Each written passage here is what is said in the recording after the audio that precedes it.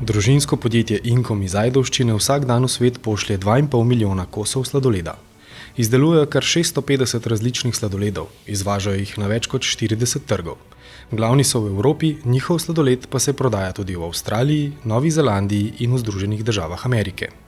Inkom je v zadnjih 4 letih v nove zmogljivosti in v razvoj vložil več kot 20 milijonov evrov in, kot kaže, uspešno, saj navdušuje z izjemno rastjo prihodkov, dobička, števila zaposlenih, pa tudi z uspešnim razvojem lastne blagovne znamke Leone.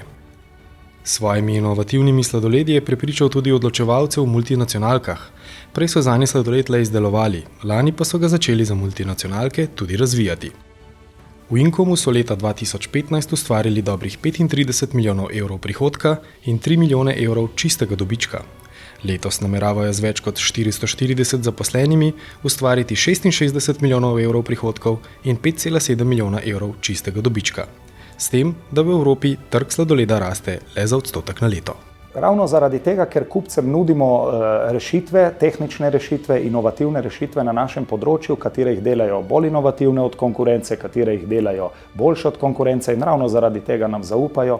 In predvsem že obstoječi kupci, novi kupci, predvsem pa v zadnjem času tudi multinacionalke, s katerimi razvijamo ogromno novih rešitev, novih izdelkov in s tem smo postali prepoznani tudi na evropskem področju in širše, kar pokažejo tudi številne nagrade, katere smo dobili in tudi zaradi tega je prepoznavnost še večja.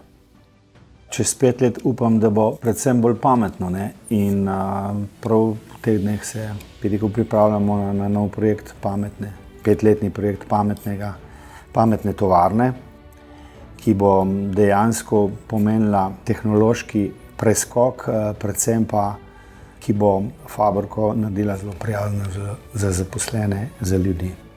Poleg tega pa je, naša strategija usmerjena tudi v to, da poleg same produkcije izdelkov in proizvodov usmerimo, našo strategijo tudi v razvojni model, saj pri tako velikem, našem razvojnem potencialu, ki ga imamo tako tehničnem kot tehnološkem, lahko ponudimo tudi, tako inženiring kot upravljanje blagovnih znamk in razvoj novih izdelkov. To se mi zdi še tisto najbolj, pika na i nekemu takemu